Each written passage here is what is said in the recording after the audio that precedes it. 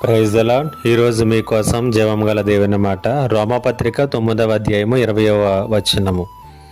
అవును గాని ఓ మనుష్యుడా, దేవునికి ఎదురు చెప్పుటకు నీవెవడవు? నన్నెందుకు ఎలాగు చేసేది అని రూపింపబడినది రూపించిన వానితో చెప్పునా? ఈ మాటల గురించి మనం ఆలోచన చేద్దాం. ఈ ప్రపంచంలో చాలా వరకు మనుషులు వారికి వలె ఉండుట కంటే కూడా ఎదుటికి వారి వలె ఉండటానికి ఎంతగానో ఇష్టపడతారు.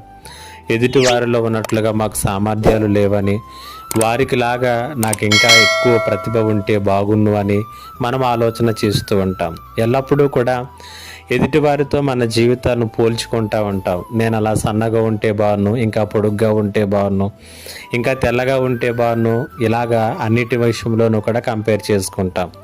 సో దేవుని యొక్క వాక్యము సెలవిస్తున్నటువంటి మాట ఇక్కడ మనం చూసినట్లయితే 9వ అధ్యాయం రోమపత్రిక 20వ వచనంలో, నన్ను ఎందుకు ఇలా చేశావని రూపింపబడింది రూపించిన వానితో చెప్పునా? సో చాలా సందర్భాల్లో మనము దీని గురించి దేవునితో కూడా మాట్లాడుతూ ఉంటాం.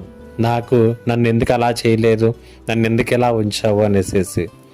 ఒక సత్యాన్ని మనం గమనించాలి. మీరు వేరే వారిలాగా ఉండటానికి ఆయన మిమ్మల్ని చేయలేదు, కానీ మీలాగే మీరు ఉండటానికి దేవుడు నిన్ను సృష్టించాడు.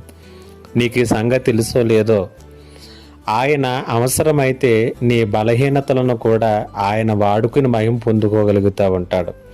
కాబట్టి నీకంటూ ఒక ప్రత్యేకతనిచ్చింది నీవు నీలాగా జీవించటానికే కానీ వేరే వారిలాగా జీవించటానికో వేరే వారితో పోల్చుకోవటానికో కాదు. కాబట్టి నిన్ను సృష్టించినటువంటి నీ సృష్టికర్తకు నీ పట్ల వేరే ప్రణాళికలు ఉన్నాయి, వేరే ఉద్దేశాలు ఉన్నాయి, వేరే రీతిగా నిన్ను దీవించాలనుకుంటున్నాడు. అవన్నీ ఆయన చెయ్యాలి అని అనుకుంటున్నప్పటికీ కూడా మనం ఆయన చేతుల్లోనికి వెళ్ళలేకపోవటాన్ని బట్టి చేయలేకపోతున్నాడు. కాబట్టి ఇప్పుడే ఆయనని సమీపించి నీ సృష్టి వెనుక ఆయన ఉద్దేశాలను గ్రహించి దానిలో నీ జీవితాన్ని కట్టుకో.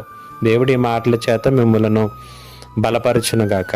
ఆమేన్. మా దేవా, నీకు వందనాలు ప్రభువా. ఈ మాటల చేత ప్రతి ఒక్కరూ కూడా వారి జీవితంలో వెనుక మీ గొప్ప ఉద్దేశాలను గ్రహించే కృప దయచేయమని యేసయ్య నామములో అడిగి వేడుకొనిచున్నాను తండ్రి. ఆమేన్.